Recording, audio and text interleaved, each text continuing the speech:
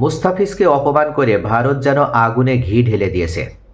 তারা অবশেষে বাংলাদেশের যে ক্রিকেট বাজারটা সেটা তো হারিয়েছেই, এমনকি আইপিএলও এবার সম্প্রচার নিষিদ্ধ করা হয়েছে বাংলাদেশে সম্পূর্ণভাবে।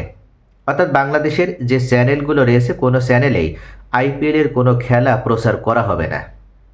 তাহলে এক মুস্তাফিজ ইস্যুতে ভারত দেখিয়ে দিল যে তারা বাংলাদেশে মুস্তাফিজকে নিষিদ্ধ করার মাধ্যমে যেভাবে অপমান করেছে, সে একইভাবে বাংলাদেশও দেখিয়ে দিল যে তারা এখন আর ভারতের কোনো পদক্ষেপে যেমন ভয় পায় না, ঠিক তেমনইভাবে স্বাধীন ও সার্বভৌম রাষ্ট্র হিসেবে বাংলাদেশ তারাও নিজেদের স্বার্থ কীভাবে রক্ষা করতে হয় সেটা খুব ভালোভাবে জানে। তবে সবথেকে বড় প্রশ্নের জায়গা তৈরি হয়েছে, সেটা হচ্ছে বাংলাদেশ এবার যে আইসিসি বিশ্বকাপ টি-20 বিশ্বকাপ অনুষ্ঠিত হতে যাচ্ছে, সেখানে কিন্তু বাংলাদেশ ভারতে কোনো ম্যাচ খেলবে না।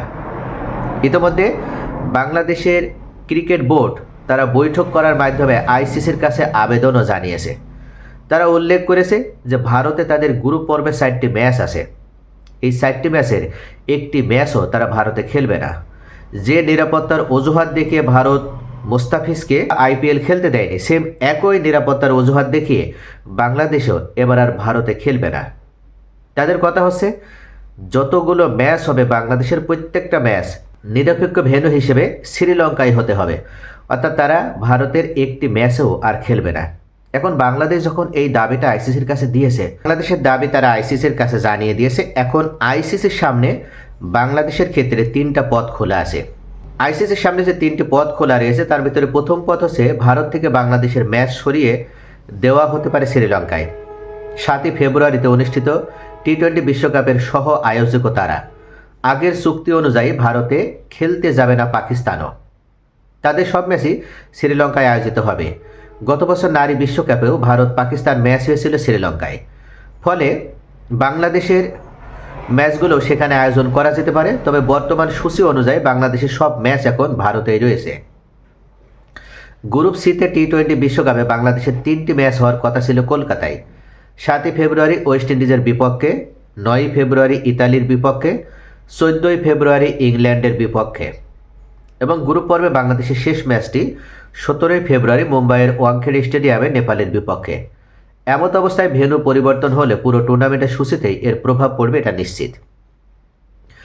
দ্বিতীয় পথ, এই ক্ষেত্রে বাংলাদেশকে পয়েন্ট হারাতে হতে পারে, অর্থাৎ ভারতে অনুষ্ঠিত ম্যাচগুলো ছেড়ে দিতে হতে পারে। এতে বাংলাদেশের প্রতিপক্ষ দলগুলো এমনিতেই 2 পয়েন্ট করে পেয়ে যাবে। ক্রিকেট ইতিহাসে এমন ঘটনাও বহু আছে। নিরাপত্তার কারণ দেখিয়ে 1996 সালে অস্ট্রেলিয়া ওয়েস্ট ইন্ডিজ দল শ্রীলঙ্কায় খেলতে যায়নি। আর 2023 বিশ্বকাপে নিউজিল্যান্ড ও ইংল্যান্ড ওয়াকওভার দিয়েছিল যথাক্রমে কেনিয়া এবং জিম্বাবুয়েকে। ফলে সেবার প্রতিপক্ষ দলগুলো পয়েন্ট পায় না খেলেই। এ ধরনের ঘটনায় টুর্নামেন্ট কার্যত 19 দলের হয়ে পড়বে, অর্থাৎ শুরুর আগেই টুর্নামেন্ট নিশ্চিতভাবে আকর্ষণ হারাবে অনেকটাই। তৃতীয় পথ খোলা আছে সেটা হচ্ছে বাংলাদেশকে বিশ্বকাপ থেকে বাতিল করে দিতে পারে আইসিসি। সেক্ষেত্রে অন্য একটি দেশকে বিশ্বকাপে খেলার সুযোগ দেওয়া হতে পারে।